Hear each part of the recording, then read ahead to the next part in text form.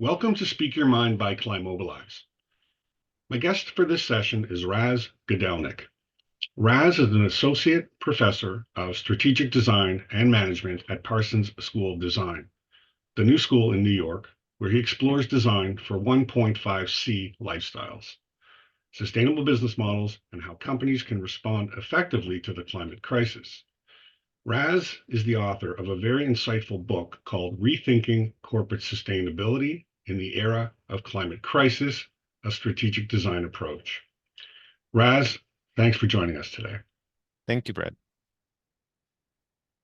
So let's start with a question that doesn't have an easy answer, happens to be right beside you. When you're driving policy change, you inevitably are going to give power to people to push forward policies that we're not eager to change towards. And how do we protect ourselves from a government that might say, hey, this is a chance for me to push and take a little more than has been given to me, as we see a lot of authoritarianism in the world today? Yeah, that's a great question. I think one thing it it it is a recognition that we need to see a systemic shift, that the climate crisis is an issue that requires systems thinking, that we need really to think about it more holistically. The other thing is, of course, that we need to see change in regulations, new policies, new laws taking place. And I think that at the same time, it's also important to recognize that this is not just a sort of a technical problem, right? That this is more than that. This is a cultural issue. This requires us really a change, even a transformation in how we live. What are the issues that we prioritize? What do we care about? How do we change, the perception that we have about well-being and what we consider the good life to be about? Overall, I think that what I see, what this suggests is that this is more than just, a top-down approach to creating a solution. This is very much about a synthesis of both top-down and bottom-up approaches that I believe provide a good balance and a good way to ensure that governments at the end of the day are doing, what their what citizens, what people are expecting to do. I think, I mean, personally speaking, I think that the main issue may be that, maybe there are two issues that perhaps the question doesn't necessarily focus on. One is that how do we make sure that governments do enough? I think that the main problem right now is that not that governments do more than they should be doing, but the governments do less than they should be doing. The other thing is more of a question of not necessarily how they, all right, overreach beyond what we expect them to do, but really how do we change the whole model. So this new solutions won't involve, for example, exploitation of people and resources in the global south. So I would say that this is for me even a greater concern than just thinking about how do we make sure that that governments just become more authoritarian in the way they approach the climate crisis. So the irony is that we need government to create policies that we may not like because it will change our way of life. And Right. nobody wants the government telling them what to do. So we need to change our mindset so we are accepting of the things that they're telling us. So they'll do the things that they need to do in order to give us a chance at a stable future. So we can't ask them to tell us what to do because we don't want to be told. And we're not ready to make the change because it might involve change that we don't like. So, yeah, we need to change our worldview, our thinking, our vision of what a better future is. And I love the way you wrote about it in your recent article. You talked about changing the zeitgeist on sustainability, which I think is a brilliant way of phrasing it. I have not read that before. Maybe you could expand on that a little bit. Sure. So the context really was thinking about where we are right now, and I describe it as in terms of sustainability as usual, where our efforts, not just in terms of the climate crisis, but overall considering and addressing societal and ecological issues that we face are, and especially from business point of view, are very much grounded in a more of a slow incremental approach that I describe as sustainability as usual. And the question is, how do we move away from it into a different type of a more serious approach to sustainability? So the what I suggest is that companies, and I think it's also true to other powerful actors, have very much shaped a certain culture that is can be characterized by overconsumption and not prioritizing sustainability concerns and plant obsolescence and so forth.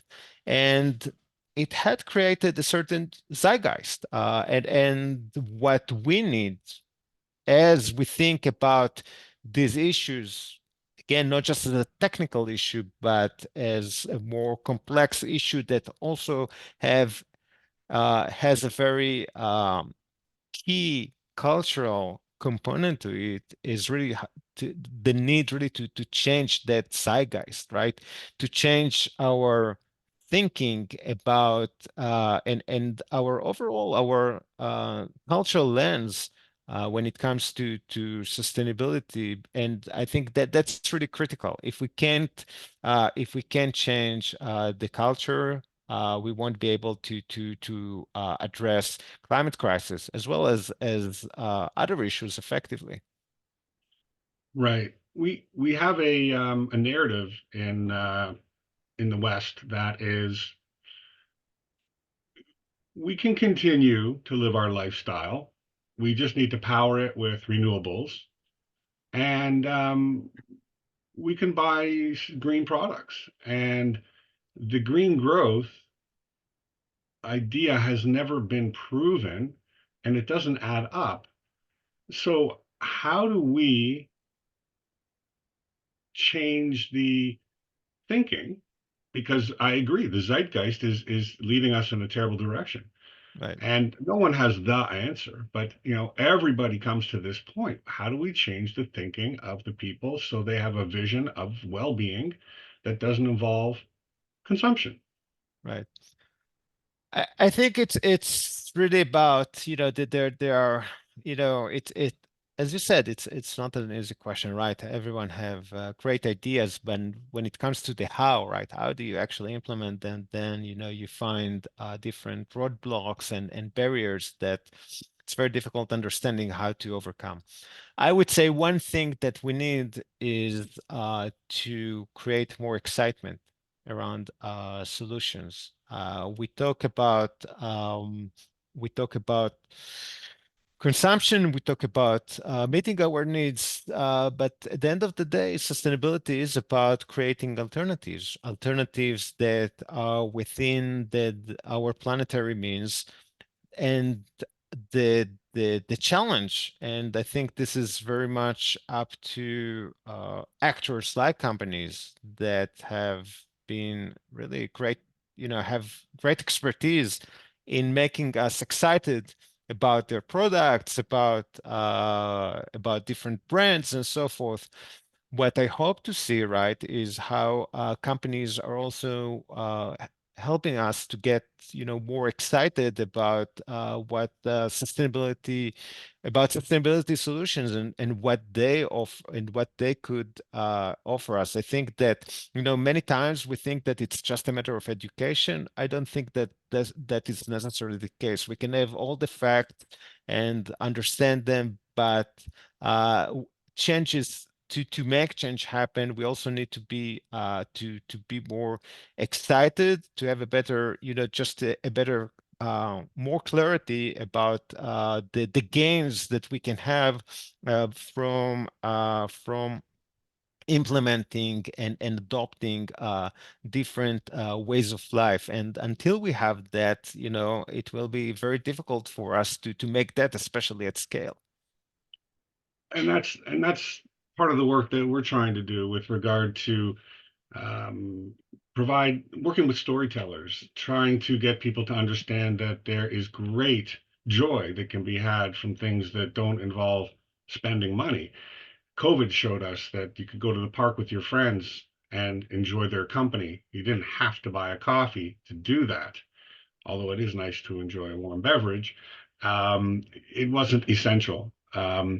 So we how do you respond to the idea of connecting the dots for people so they understand that this broken system that leads to environmental degradation and all the impacts of fire, floods, drought, supply chain failures, all of that system failure leads directly back to their own personal pain through either rapid inflation or simply the pain of being near a fire or breathing toxic air. We had fires 300 kilometers north of us here in Toronto last summer, and we had an air alert, so we can't escape it.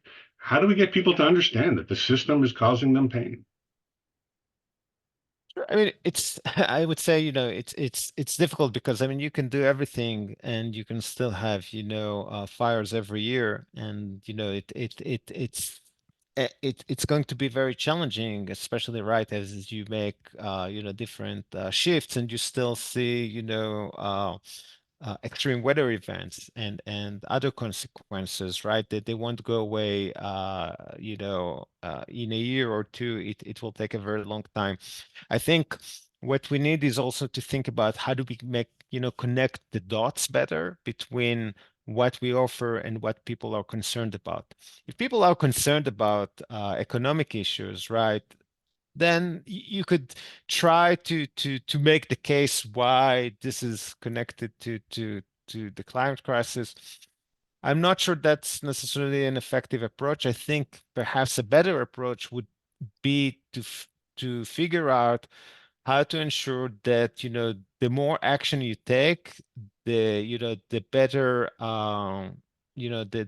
the better your economic state is, right? If we could figure out new ways, and there are ways to do it, like there are, for example, this initiative that China is now taking that is called carbon coins, where basically you get monetary incentives to adopt and use all sorts of more sustainable alternatives, like taking the public transportation, or moving, or saving on your energy bills and so forth. And if we find new, creative, innovative ways to connect the dots, so the more you do, the better your financial state is. I think that will help incentivize people, and will provide them with with greater clarity. We have to be more creative and innovative. I don't think that just being or too focused on, hey, let's just open your eyes to see these connections. I don't think that would work, especially not as quickly as we need things to happen. So we're coming to the end. We have just a couple of minutes left. And what are your final thoughts and takeaways that you want to leave with the audience? Sure. I think what I want people to perhaps think about is, one, what's your personal agency?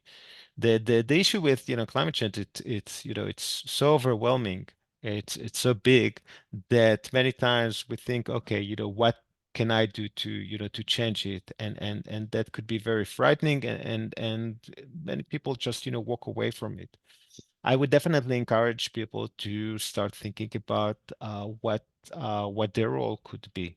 Uh, Also thinking about not just what you could do, but also how can you engage with different systemic factors that eventually shape our lifestyles, that shape the decisions that we make, and I think this goes really to thinking about the ways and it's not just about voting once every 4 years or so. It's really about how do we engage with local politicians, how do we engage with companies, how do we engage with communities, how we talk with other people, how do we use social media to spread good ideas and new solutions. What I hope to see is more and more people that think about it, because at the end of the day, what we will need is not just one big intervention, but millions of small interventions that will create a momentum that will lead to the transformation that we need to see. And this means that every one of us has a role to play as an intervention, hopefully to initiate. And I hope that, at the end of the day, people will start thinking, okay, well, what can I do? What intervention could I either initiate or be part of?